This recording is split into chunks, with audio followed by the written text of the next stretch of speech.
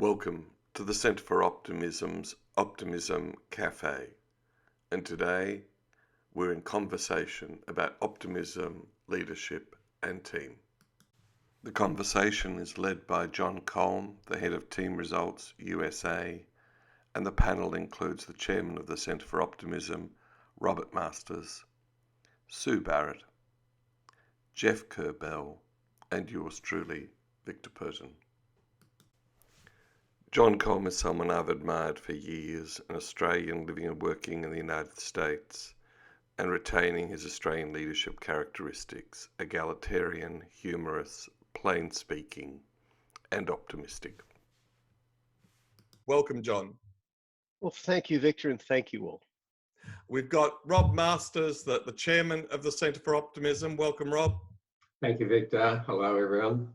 We've got Sue Barrett, who I often refer to as the Queen of Sales in Australia. Sue, welcome. Thank you, Victor.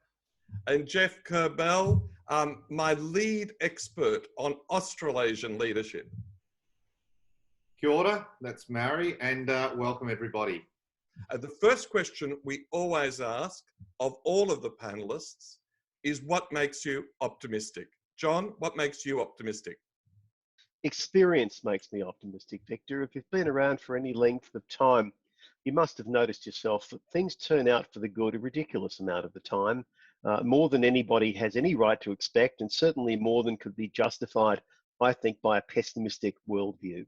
I have not led a sheltered life, very far from it, but the number of times you just fall on your feet, particularly if you're willing to follow your heart a little bit and take chances a little bit, is beyond any statistical level of reasonable, and therefore I think you have to be an optimist. Fantastic. Rob Masters, what makes you an optimist? People overall, because the way they've responded in the current pandemic, I think, has been overwhelming good in the way they've actually adopted to a greater extent optimism. So I'm very enthused by the way people actually respond to the challenges. Sue Barrett, what makes you an optimist? Human ingenuity, I think, and their ability to find opportunity even in crisis. When crisis comes, it creates pressure and creates cracks. And then what happens is things start to emerge. And then those people who can see that start to adapt things. I heard a great story this morning about a guy who they do a lot of stuff for the mining sector are now making ventilators, and they're and bringing back more regional manufacturing. So, yeah, there's a lot of ingenuity, and I think human beings do find a pathway forward, and working together is one of our key strengths, I believe. Super. Jeff, what makes you optimistic? Thanks, Victor. What makes me optimistic is the creativity and energy that comes from, and particularly we're seeing that now, that comes from setting aside differences of any kind, including generational differences, and the energy that's created, innovation that's created by younger generations mixing with older generations, and all sorts of people of all difference coming together around the same thing. And we've seen that now, fantastic solutions to some really challenging problems. So, John, you're in Washington, D.C., and everything we watch on the news here is about the pandemic in America and the fear and the anxiety. What's kept you optimistic through the pandemic and beyond? Tomorrow, and the knowledge that it will surely come, and also a little bit of historical knowledge as well. The Black Plague was far worse. It took about 2 years to blow through. Newton lost his job at Cambridge University because they social distanced the whole university. He rented a small cottage. He wrote Principia and created most of modern Newtonian physics during that period. And the Black Plague was way worse than this. We will come back. We will learn from it. We will come back better. The former intelligence officer in me wants to say that I hope we've learned something about supply chain and national interests and where we might want to go as a country from this point onward. But the absolute certainty that tomorrow will come and that we've all been here before is what keeps me optimistic. It's interesting you mentioned the Black Plague. We've recently published a meditation and a page on a mystic from the 13th century, Mother Julian of Norwich, and she coined the famous phrase, all will be well, all will be well, all manner of thing will be well. That's the first text in English written that is preserved, written by a woman. And of course, it has remained contemporary. And she lived through the Black Plague, suppression of Protestant religious movements, and she was an optimist. Rob Masters, you wanted to take some questions on team and leadership with John.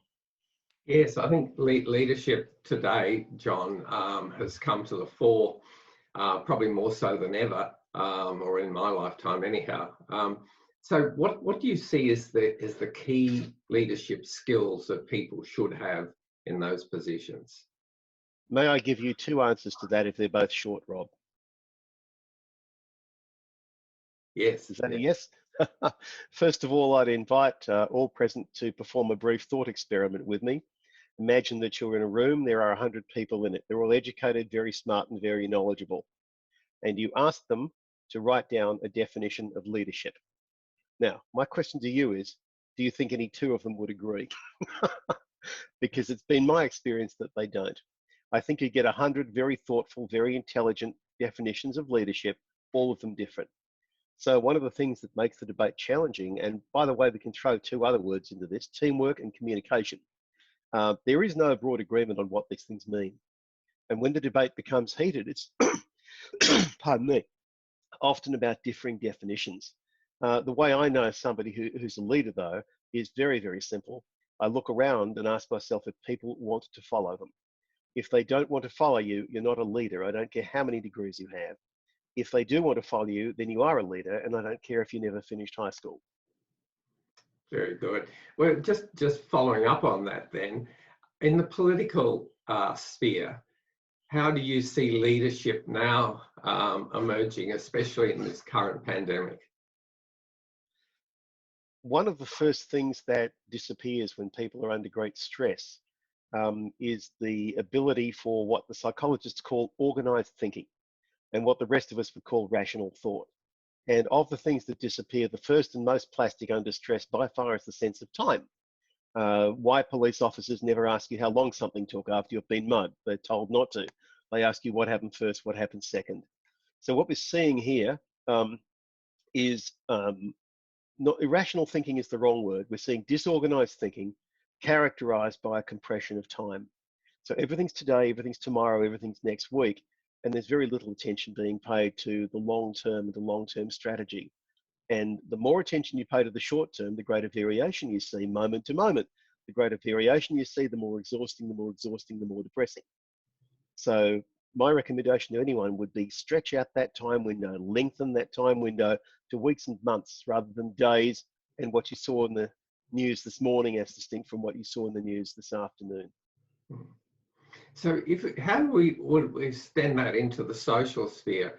Greta Thunberg in the climate debate has attracted numerous comments as far as her leadership is concerned in that area. How do you see her type of so-called skills or her cause being extrapolated into leadership? If I had to pick the altar to die on in the general area of public debate, be that climate or many other things, that would be the altar of science. Science has given us most of the modern world. It's easy to criticize, but its full gifts are not understood, generally speaking. I would always cleave back toward science and rational thinking, but with the knowledge of Daniel Kahneman, who we might remember took out the Nobel Prize in 2002 for proving that human beings do not make decisions rationally. So we may think rationally, but we do not decide rationally. However, we should fit as much science as we can to the thinking process and leave the irrationality to the things that the heart weighs best and the thinking to the things the mind weighs best. Now, it's difficult to do that. It's difficult to stay calm. And in fact, this is one of the big things that special forces get trained in, is staying calm. They get taught meditation. They also get taught sewing and a number of other things that might surprise people. But meditation techniques, meditation on the breath, staying calm under pressure is something that I would highly recommend to people. And again, if you think it's wussy, then you should know that the SAS and the SEALs are doing it right now. Very interesting. You've got one last question, and this gets back to one of your favourite topics. But if you look at calmness and that, how would Crocodile Charlie approach the whole leadership debate at the moment. Thank you again, Rob. Crocodile Charlie is the hero of a book called Crocodile Charlie and the Holy Grail, and he's a fictional character but based in real life. And in the first chapter, he gets a very nasty shock. And that is my answer to your question. In the first chapter, he's really zoned out. He's assuming everything's well without looking at the facts. He thinks his name is a compliment and discovers as we get on a bit further that the name is not a compliment. They call him Crocodile Charlie because they think he's false and insincere. And he's grinning all the time and is not to be believed. He's basically a nice guy. This hits him very hard. And through the rest of the book, he begins to ground his perception in reason and rationality. Now, again, the psychologists have a term for that. They call it rational cognition or rational cognitive therapy. And it's a matter of deciding or choosing or thinking what your assumptions are, and then asking yourself one by one if each of those assumptions is justified by fact, i.e., people always shaft me, I always get shafted in the end. Well, is that really true? Have there been times you weren't shafted? And if that's the case, then is the assumption rational?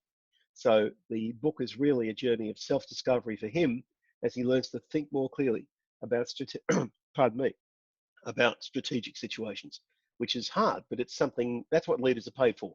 You're paid, in the words of Kipling, you're paid to keep your head when all about are losing theirs.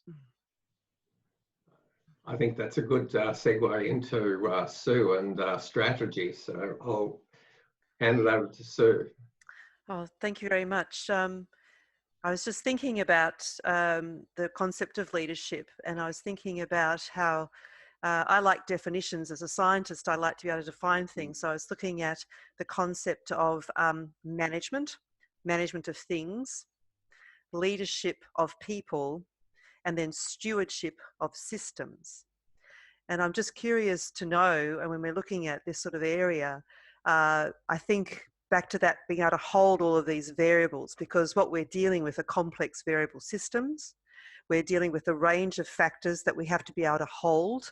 And so not everyone's able to hold that. And unfortunately, I think for a lot of businesses, they've been sold the linear production model of business rather than a systems thinking approach as to how do I hold all of these variables together and then make the best decision within that variability moving forward. So I'm curious to know when you're looking at that, because that then drives strategy, which of course is another complex variable application of decisions.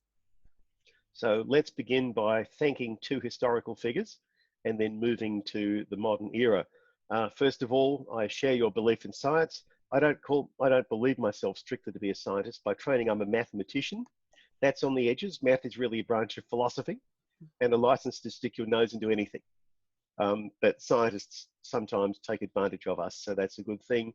And I have to say, of course, that the person who is considered to be the midwife, if not the father of modern management, was a mathematician by the name of Edward Deming, who had the ideas to which you're referring, Sue, which were roundly rejected in his home country. So he went to Japan, was one of the founders of the Japanese economic miracle, and then suddenly people wanted to listen to him, and he came back with these ideas. And then that led to Rear Admiral Grace Murray Hopper, Amazing Grace, who for many years was the most senior woman in the US military, like 40 years or something before her record was broken. She was a Rear Admiral, and she is the one who said, you manage things, you lead people. She's also the one who said, it's better to apologize afterward than seek permission beforehand. My wife is also a mathematician, and that is her favorite quote. The modern era is the non-linear era, and the more we can talk about that, the better. If you're old enough, and I am, you'll remember the linear era of leadership and management training, and it's still going on, and it will take another 20 years. Science is usually, tell me if the figure sounds right to you, but science is usually 20 years ahead of where popular thinking is at, in some cases 30. In the case of nonlinear dynamics, I'd like to think it's closer to 10, but the biggest discovery with team behavior in the modern era has been that teams do not work like machines, and as you say, teams are not linear. Twice the pressure doesn't mean half the results. Half the resources doesn't mean things take twice as long. There is no simple linear relationship. So the era, firstly, of Pareto, where we said 20% of your people cause 80% of your worries. Therefore, if fewer than 20% of your people are worry-causing people, you don't need to worry. Well, tell that to Enron, tell that to Barings Bank. It turns out one person can bring an organisation to its knees. It's classic nonlinear dynamics. So We also sorry, keep going. Thank you. We also used to believe that teams evolve very slowly, and that's where the famous Tuckman model comes from. You know, forming, storming, norming, performing, plodding along like your John Wayne's horse going across the prairie. What we've observed, though, working with teams over the years and backing it up with a little research we did with the help of UCLA, or more correctly, we helped them a very small amount and they did all the work, is that teams change astonishingly quickly. So quickly that if you sneeze, you might miss it. And this is classic astable, asymmetric, highly nonlinear behavior. And it has to do with the chaos theory, which has wonderful terms in it like blue sky and black rain and the gambler's ruin. And these are all scenarios for how teams work. And it has to do with behaviors emerging for a whole team very quickly from fairly simple behaviors done by individuals and changing very quickly. And if that seem theoretical to you, how we got the Arab Spring, how the economy changes so fast, how whole populations, how whole economies can change in 24 hours if they need to. That's why. The big discovery is straightforward, and it's this, that organizations, economies as well, behave much more like living things than they behave like machines. So if you are a leader or a manager, try to think of your organization as a living thing that will die very quickly without feedback, can change very fast, and where you constantly need to look for signs of change as indicators of future issues, in the same way the doctor takes your blood pressure every time, even if there's nothing wrong with your blood pressure. What are they looking for? They're looking for change. And so I hope that people will start to think of organizations in this way. Otherwise, they'll continue to be surprised when it's getting very late in the day. Can I just also highlight this from our science and mathematician orientation? It seems to me that a lot of people have become very reductionist, and they try to trot out these silver bullets and say, here is the one thing that will save the day, which we know when thrown into a complex variable system and not actually embedded properly, obviously either doesn't do anything or can cause all sorts of problems. How do we shift leaders and CEOs and politicians and business people, senior business people, to actually really think about how do I run a complex variable system and don't get sidetracked by these shiny, trinkety things that they think are going to sort of fix their overall issues that they have. Because the other thing too, and America's famous for it from a sales perspective, is this short-term, quarterly, thinking, looking just at results rather than actually the evolution and the ecosystem that's evolving around it. And there's a lot of people who get really distressed inside those environments when they're just hammered, when in fact if they're allowed to actually bring the variables together and we did this as we went forward rather than this and then miss the mark, I just think that there's a lot of bad books out there and bad messaging that tries to give simplistic answers to complex issues, and the simplistic answer is always wrong. I couldn't agree more. And if it's right, it was by luck. Yes. I'm going to begin with something from creative writing. There's a script writer named Aaron Sorkin who's written a number of wonderful scripts. He's a very, very good writer, lives in Hollywood. And he wrote a television show, which I shan't advertise here, but it is a scene in which somebody very powerful is giving advice to somebody who might one day be very powerful on what to do when you're very powerful. And the advice he gives is, as soon as you're very powerful, everybody is going to come and see you. They're going to brief the hell out of you, and they're going to want you to pull on their lever, and they're going to want you to pull as hard as you can on their lever. And he says, never do that.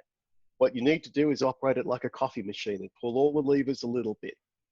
Good leaders understand complexity. And complexity is the challenge of our time. And decomplexification is the greatest demand of our time. It is the number one thing people who follow you are looking for. But to quote Colin Powell, great leaders are almost always great simplifiers. How do you do that in a non-linear world where there's a million variables in a handbasket? Let go of the variables for a start, because there are too many to manage. That's what non-linear means. Instead, you have to take a holistic view, look at organizational health, and get a lot of feedback very quickly. So the doctor doesn't take your blood pressure once every 5 years and suddenly discover that it's been at 180 over 120 for 5 years and you're about to die. The doctor takes your blood pressure every single time you go, no matter why you go. Why? Because it takes a few seconds, and it's that frequent sampling of reliable feedback is the only way to monitor the holistic health, the organisational health of living systems, and leaders need to learn to do that. Thank you. Jeff, over to you about innovation. Thank you. John, the movement from Sue doing this and being dynamic reminds me of surfing, and so I'm going to bring in surfing and innovation. Surfing is really adapting to the environment that you are literally sitting on, or surfing on. But underpinning that are a bunch of very important principles that allow you to be flexible.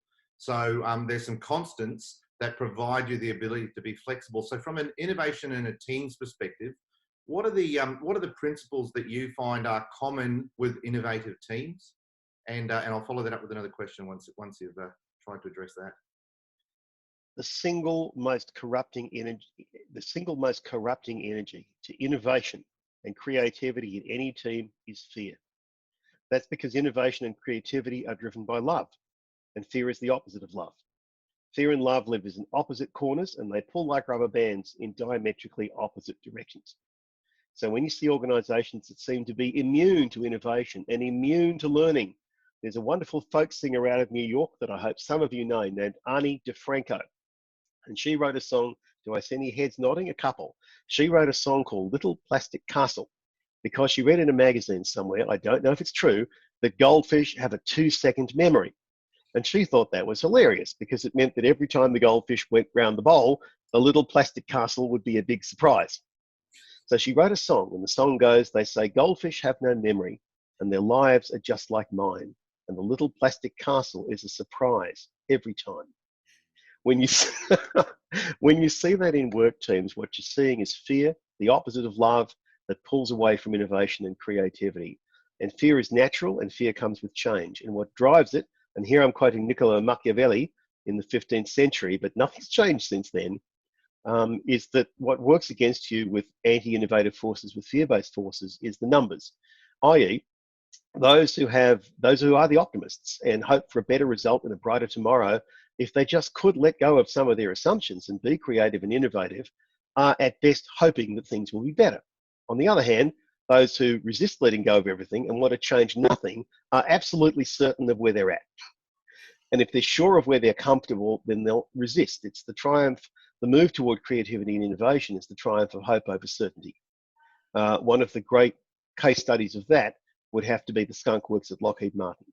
And there's a wonderful book by a guy named Ben Rich entitled Skunk Works by Lockheed Martin.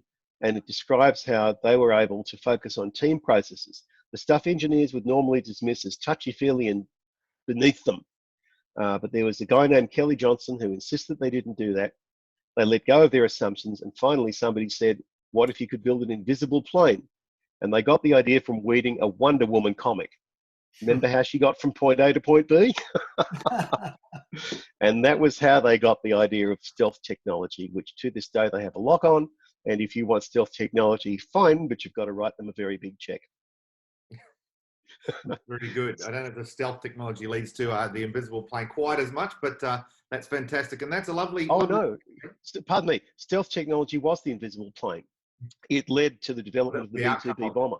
Yeah, which is a plane the size of a house. It has about the same radar signature as a Coca-Cola can.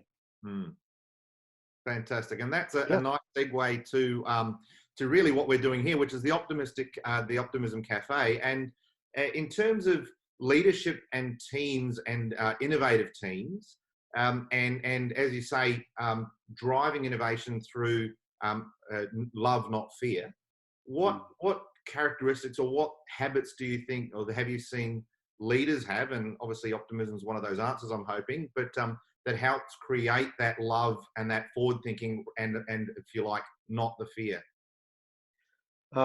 Firstly, optimism, certainly. I would argue that optimism is just a decision you make. I have worked with people, obviously, if you work in the defence community, you meet some people who have been through some pretty horrific experiences. And I have met and worked and called friends some of those people. And at some point in their life, they just made a decision that they were going to be optimistic, and that was that, and no matter what, because they just were, because they were. So I would argue, with I think some right, that given my own history, that it is a decision that you make. There are some practical things you can do. I'll pass on 5 very quick rules, and 3 of them are from the Lockheed Martin Skunk Works. Rule number 1, starting today, there's no longer any such thing as a stupid idea. So you're no longer allowed to poo-poo anybody's idea. Rule number 2, every idea gets followed all the way right through to the bitter end, no matter how ridiculous it seems on the way. And rule number 3, everybody gets a voice. Not the most important, the tallest, the one with the most qualifications or the best politically connected, but everybody. If the cleaning lady has an idea, you listen to the cleaning lady. Those were Kelly Johnson's rules, and Ben Rich was his deputy, and that led to the U-2 spy plane, the 117A stealth fighter, the B-2B stealth bomber, the X-33 space plane, which will replace the shuttle if it ever gets built, and stealth ship, which is now floating around the ocean somewhere. And just as a nice tie-in, it's named after Grace Hopper. It's called the Amazing Grace. Right. 2 things I'd recommend, just from a lifetime of writing and drawing. The thing I've done longest professionally for money is writing and drawing. I got my first job as a cartoonist at the age of 14 and started selling stuffed tales of mystery and suspense to Reader's Digest at the same age. I lied, of course, about my age. Put things together that don't normally go together is one of the best advice I can give you. Associate ideas that had never been associated before, and you'll often find you get some very silly ideas, but you'll also get some very, very smart ideas, like an airplane made out of metal and a Wonder Woman comic, for example. The essence of creativity is combining things that no one's ever combined before, or combining old things in a new way. That's fantastic. Thanks very much for that. I've seen organisations with the generational, trying not to put generations together and highlighting the divisions between generations, but I've seen some of the best ideas come out of combining Gen Zs and Gen Ys with Boomers and Gen Xs. So that's a great way to finish. I believe Glenn might be on the line to answer a question, Victor. And Glenn, you've got both a question and a comment. Yes, I have a question for John Kolm. John, wonderful to hear your perspectives. They are fresh, new, and I very much, I guess, understand where you're coming from. I had or still am in the Air Force Reserves. And I'm an officer in the RAAF and have been so for 30 years. So your perspectives are quite interesting. And my question really, I had 2 questions. That first one, Vic, I just put that one into the Q&A box and have forgotten what I actually asked. But the second one was around this leadership capability in VUCA environments. You talk about, John, the need for creativity, innovation, agility, etc. These days, I actually am a mentor, a trainer and assessor in leadership and management in formal industry qualifications. I spent some time at the Defence, the Centre for Defence Leadership and Ethics, where I produced a whole heap of artefacts to support leadership development across the ranks. And I was often challenged around this area of creativity and allowing a workforce to be creative. Just what capabilities, John, do you think, or what skills and what development do we need to focus on in terms of leadership and management, or leaders and managers, to take the opportunities in an optimistic way, obviously, in a positive way, to take those opportunities to progress us from where we are and where we've been to where we need to go in a VUCA environment? First of all, Glenn, thank you for your service. And secondly, since you're in a very practical discipline, I'll try to give you very practical advice. First, foremost, and above all else, look for the person who can anticipate, the person who can see what's coming, the person who can see around corners. Look for smartness and intelligence also, above all else, because that cannot be taught. Don't overrate experience, because that can be learned. Look for an under control ego and an under control persona, look for balance, and look for a person who's focused on and aware of the needs of others, because that's where ethics come from. Ethics are nothing more than an awareness of the needs of others. That's all it is. No awareness, no ethics. If you can look for those things, I think you've got a pretty good person. And I think that person should be able to get up and lead others. Thank you. Brilliant. Where are we? Mark Matthews looks like he's in the tropics. Mark has great experience across Papua New Guinea, Fiji, and elsewhere, and also has a military background as well. Mark, you had a question and a comment. Sorry, thanks. Thanks, John. Thanks, Victor, and the other panelists for being on today. Culture, we know, has such a significant influence on so much in our own lives and our organisation. And culture shapes unique qualities in leadership. John, what do you see as defining qualities of leadership in our new world ahead, please? Thanks. Thank you.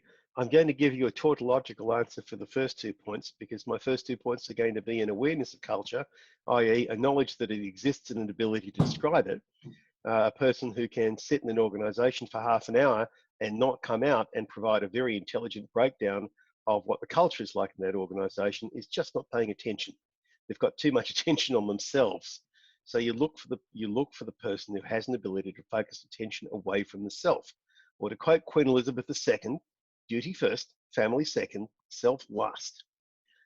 That's too often forgotten in leadership. It's self last. And those of you with military backgrounds, I apologise, you know that very well, but the general should be the last person in the food queue. And that way, if they run out of food, it's going to be terribly apparent to all, and they won't do so next time. So again, I would look for a balanced ego, for qualities in leadership, and I would look for good, solid values. The problem with that is that values are ill-defined, but to me at least, I would define a value as a principle that you would never, ever, ever violate. So for example, I don't have a value that says never lie. Why not? Because I lied every day for 10 years working in the intelligence community. We were fighting a war. I make no apologies for it. I will deal with the big guy in the sky when the time comes and take my medicine. But if I think I'm an evil person for telling lies, then I've invalidated the first part of my life. But I do have a value that says don't put people at risk for no good reason. And I nearly got fired over that one. You want someone whose values are apparent, who sticks to them, and who has just the right number of values. You don't want 50 values or they'll be impossible to work with, but you don't want none either. So get a sense of what that person's values are, what they believe in, and that will also tell you how big of a cultural fit they're going to be. And that's the last thought I'll finish with. This is something I learned the hard way, as most leaders do. It really doesn't matter how brilliant somebody is. I mean, if you're running a medical team, you could recruit the most brilliant epidemiologist there's ever been in the entire history of medicine. But if their values don't fit the team, if they're a bad cultural fit for the team, you will regret it. I don't care if it's Albert Schweitzer. Let somebody else recruit that person with a better values fit. And that's what I'll finish with, that there is one characteristic of the picker, the chooser of people, that's required above all else. And that characteristic is courage. You have to be willing to tell truth to power, as in, no, just no, I am not hiring this guy. You can fire me, but I'm not hiring this guy. He's the wrong fit. The people who make those decisions need to have the courage to stand up and insist on what they know they need. Fabulous. Thank you. That's very sage advice in what's going to need to be, I think, a courageous world ahead. And in this new world, and our disconnectedness and the way that we're now interacting so much with everybody, we yearn for that increased level of connection, but it's going to be harder to be heard. It's going to be harder to understand nuance. It's going to be harder to gauge response. What are 2 or 3 things that we can do to sharpen our communication skills for impact and understanding? Thanks. And thanks again, Mark. And by the way, I love the tropical background. I expect to see somebody surfing. That would just make it perfect. I'm going to begin by recommending a terrific book. The book is called The Village Effect, and it's written by a lady named Susan Pinker. And it's about the value of face-to-face interaction. And it's a riposte to all those who want to tell you, based on the evidence of 4 weeks, that 50,000 years of human communication has just come to an end, and it's going to be like that for the next 50,000 years, and nothing will ever be the same, and who needs face-to-face anyway? Well, Susan Pinker is a clinical psychologist. She has some pretty good answers to that. I'll leave her to speak for herself in her book. And again, the book is called The Village Effect, which I don't know, Susan. I'm trying to track her down to speak at a conference, but I do not know her, so there's no bias there. Really what technology does, technology is no substitute for judgment. Technology is no substitute for good judgment. Technology is a good servant and a very bad master. The people who get demoralized by the reliance on technology at the moment and who lose their optimism are those who have let technology become the master, not the servant. It's still your job to find the spirit that lives inside anybody. Human beings communicate spirit to spirit. Everything else is along for the ride. Every human being has two components. One is the spirit, which does the communicating and the decision making, and the other is the warrior, which is tough and wants to fight fights and doesn't care if it gets bruised. However, if you're too careless with the warrior, the spirit's inside the armor and eventually picks up the same injuries, and eventually it doesn't want to go outdoors at all, even when we're allowed to go back outdoors. So the more we rely on technology, the more important it is to remember the importance of the spirit, and the more important it is to focus on spirits. In that way, technology can be useful because it deconstructs and unpacks the complexities and maybe forces us to remember the things that are important, and that we are all creatures, that our behavior is divided into three categories. They're all equally important. The first is doing, second is thinking, and the third is feeling.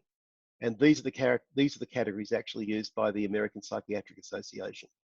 So technology increases the emphasis on us as leaders to focus on the human being.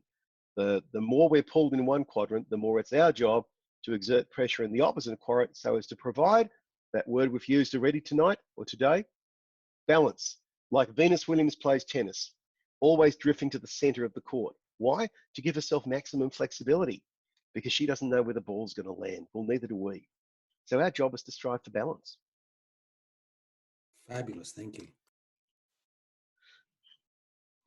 I'm muted. You so excite me, John. This is a masterclass. I think every 14-year-old on a mobile phone should have that last answer. John, you've joined us, decades of experience in the automotive sector and seeing teams at work in comms. John, you had a question and a comment for John. Well, thank you, Victor, and thank you very much, John and the panel. I'll start with a comment, and it's reflecting on what John has just said about technology being a tool rather than a master. Too often we are seeing now in sales-driven businesses, so you probably see this a lot, where I disparagingly, and I know you're all going to have a go at me, I disparagingly call them the ponytail and the clipboard, but you know, a junior marketing person who runs around and says, we have to spend all our energy on social media because that's where I spend my life. It's not where their customers spend their life, and it's not doing any good to the organisation. That's my observation. And to pick up on John's point about going to the doctor, one of the things we see as a consultant, and Rob and I have discussed this many times, is that rather like a doctor, it's a bit difficult to tell somebody they're sick if they refuse to come to see the doctor because they think they're perfectly fine. And so the resistance factor that you talked about before is something we encounter quite a lot, and it's usually founded on a belief that experience, and a very narrow linear experience, is all. So I've been doing this for 30 years this way. You've got yourself in a bucket of poo, but I'm not going to change. Yeah. And it's so frustrating to see that behavior time and time again. And in areas, unfortunately, like the automotive business, it tends to happen a lot because people categorize themselves in a very narrow channel. And then they follow their experience to the inevitable disaster. It's rather like the German strategy of WW2. You know, we've got plan A, it's brilliant. We're going to keep going with plan A until everything falls apart. Then we'll worry about plan B. Yeah, too late.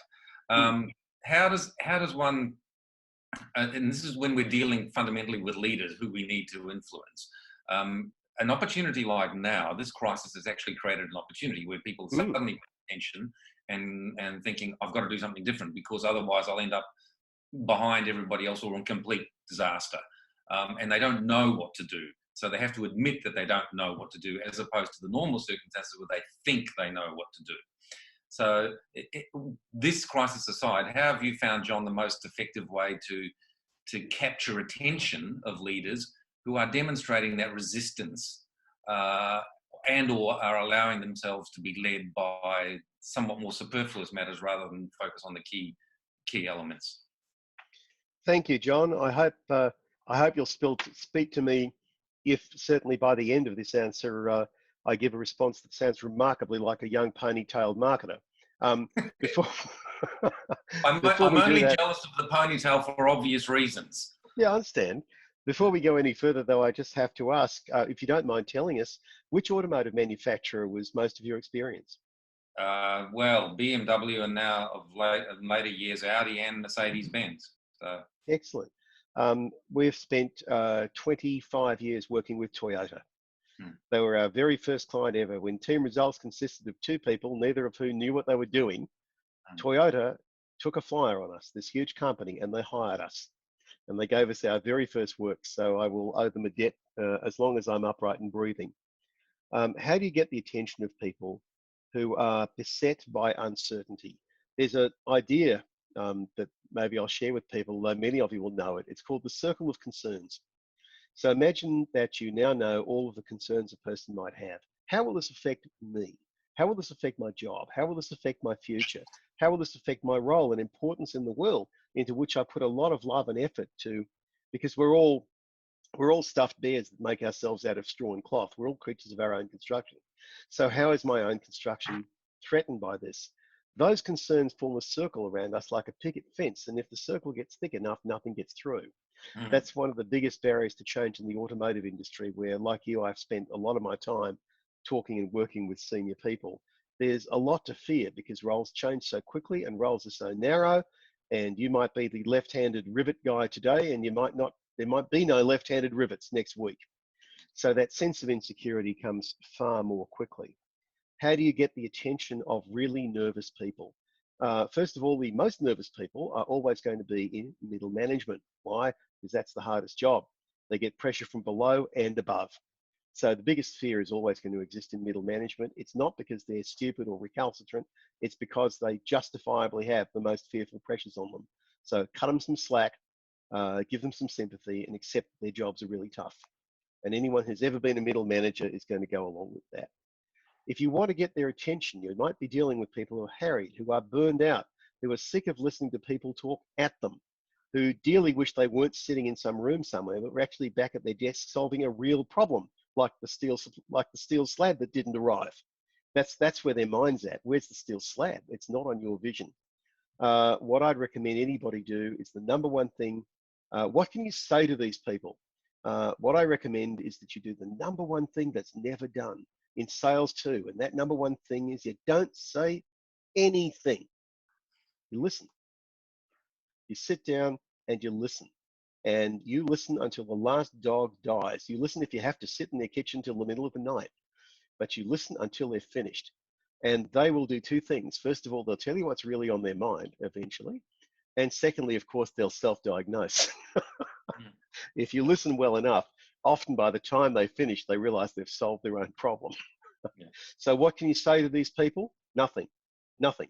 And the more nothing you say, the better you'll do. Yep.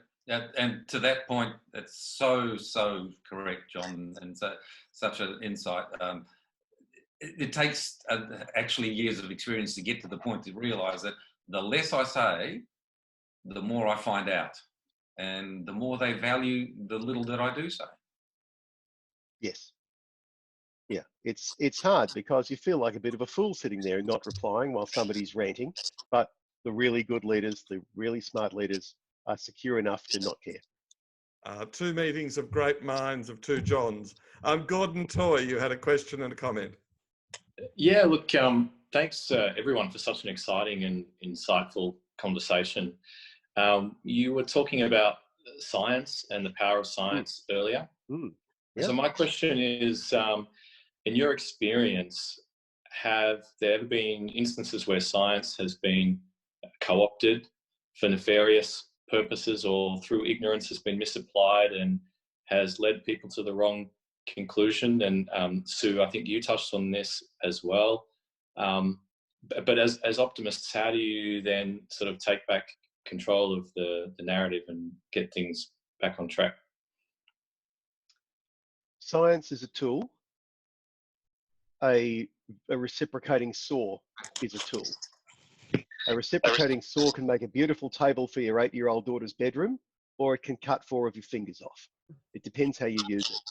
Science is the same. It's an edge tool. There's an edge on both sides.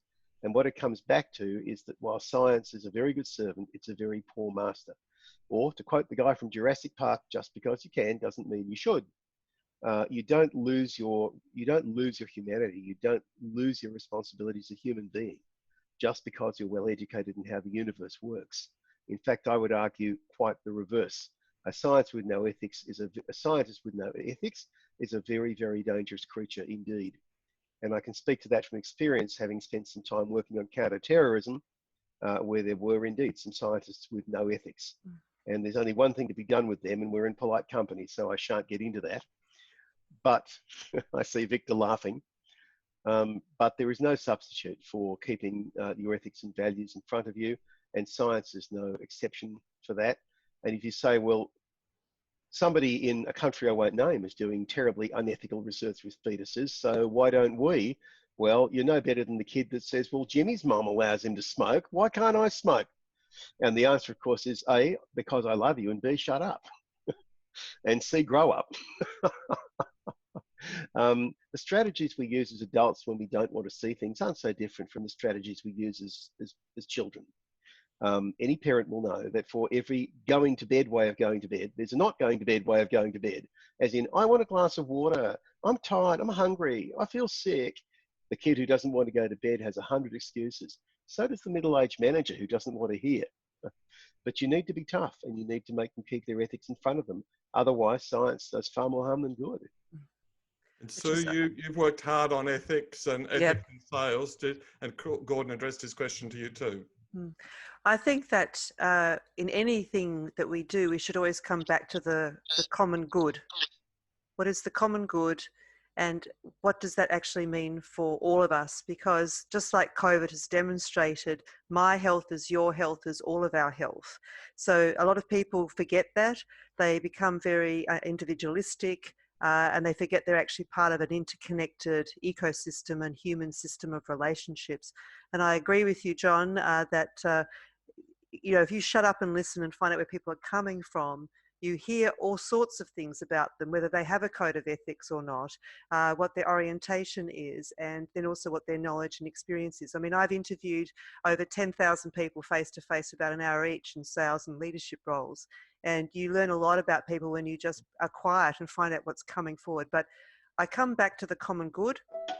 I come back to how we work together, and then how we make decisions that are going to actually benefit us all, rather than just the few that might actually make a few dollars out of it or have nefarious reasons that they want to harm others.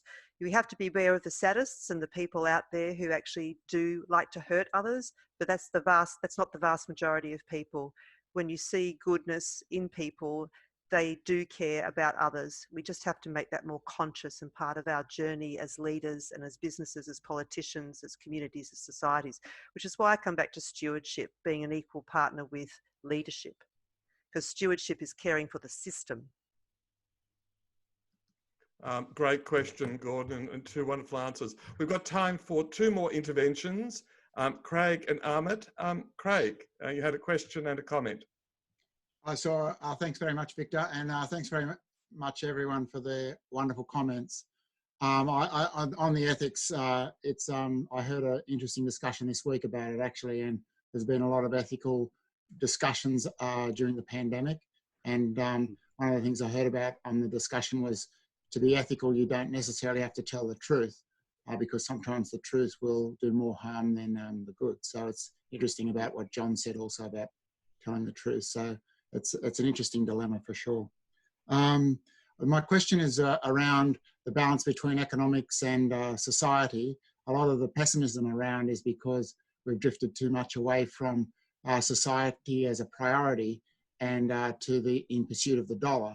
And what I wanted to know was what sort of balance can we expect after this pandemic, where we can move maybe towards a fairer society, or take the opportunity to move to a fairer society, rather than just being in pursuit of the dollar and worshipping billionaires and soon to be a trillionaire.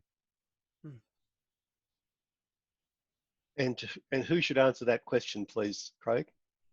Anyone who feels that they have an opinion on it. I hope there's someone on the panel who has an opinion on it, and hopefully there's diverse opinions. I have an answer, but I don't always have to speak first. So if anyone else has one. Sue, Rob, Jeff, the others? I just reiterate the common good, and that, you know, healthy businesses actually care for healthy communities, create jobs. We're all an interconnected system. It's not about profit maximisation and shareholder return only, which unfortunately has been the last 40 years where people have worshipped at that corporate altar. I think the time has come for change. We can still run viable, profitable, fantastic businesses that actually care about their impact across that whole system. So I'm always championing that and championing a fair exchange of value and working for the sustainable long term where we all can find a place to flourish. And I think we could actually even have another Optimism Cafe, Craig, and you might have to join the panel for that one. We've got time for one more. My good friend Amit Keskin runs the Australian Intercultural Society. We did a fantastic panel there on the environment where we had the head of the EPA and the head of engineering at Yarra Valley Water, and we talked about climate and the like. So you lead rich conversations in many milieux, Amit. So you had a question and a comment. John represents that American Australian. You represent a whole range of cultures. So it's great to have you with the last question and comment.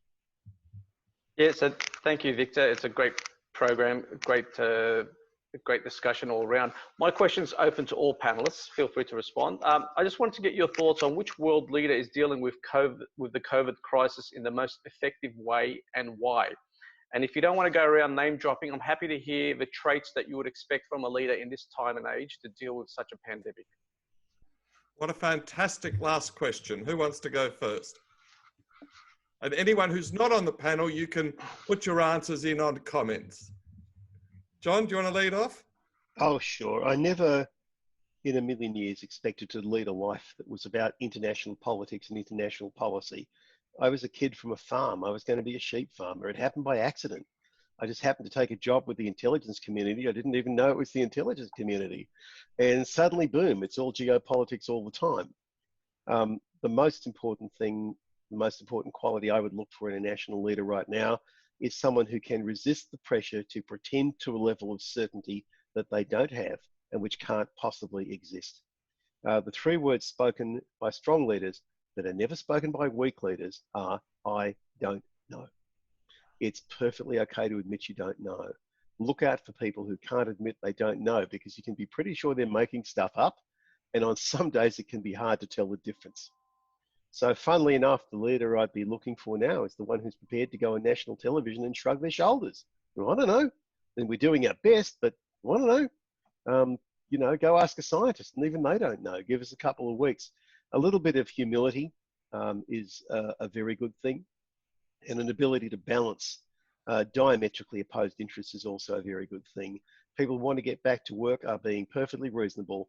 They're hairdressers and barbers and postmen and taxi drivers who cannot feed their families. You can't tell them that they're being unreasonable. People who want folks to stay at home are also being very reasonable and are diametrically opposed. The good leader is the one who can tolerate diametrically opposed points of view without losing their nerve. Well, everyone who's on the Brady Bunch page, be ready to give us an answer. Craig, Glenn, etc. We've had Paul Ramage nominate Daniel Andrews, who is John, the State Premier in Victoria, Australia. Okay, yes, for I his know him. leadership. Glenn has nominated Angela Merkel, Yep. so I won't have to call upon him to speak. She's a Rob life scientist. Masters, ready to go? Rob Masters, who's your leader of the day? I think I would basically wouldn't name the person. I would actually echo what John's saying, that the leader who actually gets up there and says, I don't know. And that's come through time and time again in many of our discussions. Sue, who would you nominate? Well, there's been a bit of a meme or photograph going around about some of the key female leaders in the world, Angela Merkel being one of them, Jacinda Ardern, the Prime Minister of Iceland and Finland. There are women out there who are doing this ability, having this ability to straddle these sorts of areas and provide that stewardship and that leadership. And so I think it's really important that we do see and honour and respect the work that they're doing to help people stay calm and feel like they can move forward together. So they're the ones I'm looking at the moment. Jeff Corbell? As a proud Kiwi, I wouldn't first nominate Jacinda Ardern, to be honest, as the one that stands out. And I think our own, or not our own, your own Prime Minister in Australia, even though I've lived here longer than I ever lived in New Zealand, I still have that citizenship. But I would say ours has actually done not a bad job. Had a few speed bumps at the beginning, I thought, but you know, everyone was, I think, struggling a little bit on the way into this. But I think that it's a very challenging environment you have in Australia with your political, your collection of governments, because you don't have a single government. You have a collection of governments that have to work together, and it's a very challenging environment. So I think he's done quite a good job. And I don't have any political biases one way or the other generally anyway. I just think from that. But I think the most important quality is saying I don't know, but making decisions on what they do know. Leadership is about making decisions often in very challenging environments where no one's ever going to agree with you and you don't have all the information, but you do still need to make decisions. You still need to, you know, I hopefully take an optimistic perspective that the decision I make, we will be able to deal with the outcomes, but it's the best I can do at the moment. I think that decisiveness is most important. Okay, we've got 2 minutes left. The other John, who's your name? I'll echo also as an ex-Kiwi. I'm an Australian citizen for a long time, but as an ex-Kiwi, I'll echo Jeff's comment that our federal system here in Australia makes it even more challenging. And I think, despite a few bumps here and there, that Scott Morrison has done a pretty good job so far. He's not great at admitting he doesn't know, but on the other hand, he hasn't really tried to ram things down people's throats, and particularly when he's trying to negotiate with the other premiers. He and Daniel Andrews clearly don't see eye to eye, but he's trying to manage that despite the efforts of one or two of his backbenchers to turn it into a bit more of a combative situation. How he'll go in the future, nobody really knows. We don't know. Of course, it's remarkable that none of us have ever nominated our friend in orange from the US of A. But, oh well, there you go. I think the National Cabinet has really worked here, John. If you want to see an example of a team, it's actually 4 Labor premiers, Chief Minister, 3 premiers. We've had COAG for 30 years. This National Cabinet's actually sorted out stuff. Now, everyone else has just got to give me a name, no explanation. Gordon, who's yours? Greg Hunt. Good. Mark Matthews. Justin Trudeau. Excellent. Craig? I think the premiers, I want to put in the bucket, the premiers in Australia have done a great job, actually. I don't agree with the opinion on Scott Morrison. I think he's struggled and he's very paternalistic. Thank you. Ahmet, who is yours? I'm like Sue. I think the female leaders can definitely hold their heads up high, and the men can follow in their lead. Jacinda and Angela are leading the way in responding well to this crisis. And Glenn, you're still with Angela? Yeah, but I'll put my hat in the ring for Daniel Andrews also. I think that Daniel Andrews has shown tremendous leadership. He's balanced things, and those qualities that the panelists have talked about most certainly are there present. Empathy, decisiveness, and his capacity to stay humble. Yep. Perfect. Well, that's brilliant. And Scott Barnett online has nominated Phil Lowe from the Reserve Bank of Australia. So the time has come, the walrus said. John Kolm, what are the last messages you would give to our community? Simply that people follow the lead of similar others. So if you go out there, and that's from a guy named Robert Cialdini, who wrote a marvelous Harvard Business Review paper called 6 Keys to Persuasion. I'd urge you to read it. People follow the example of similar others. So why don't we go out there and set an example of rational optimism? Others will follow. Brilliant. That's what the Centre for Optimism is about, realistic and infectiously optimistic leadership. And as I wrote in the blurb, John, you meet all of the qualities of the Australian leader: egalitarian, humorous, plain speaking, no bullshit, and most of all, infectiously optimistic and embarrassed when someone praises you as well. Rob Masters, can I ask you to conclude our Internet Cafe? Thanks, Victor. And on behalf of everyone, in particular with Sue and Jeff, John, thank you very much for your time this evening and your time. It has been a valuable insight into leadership, innovation, strategy, and most importantly, optimism. So thank you very much. Well, we hope you enjoyed this Optimism Cafe. We'd love you to get involved with the Centre for Optimism. The website is pretty simple, centreforoptimism.com. There are many interviews and webinars on demand, lots of inspiring quotes on what makes you optimistic, tools to help you be optimistic, and most of all, an option to join up either as a subscriber or a member. And we'd love you to be a part of our optimism community.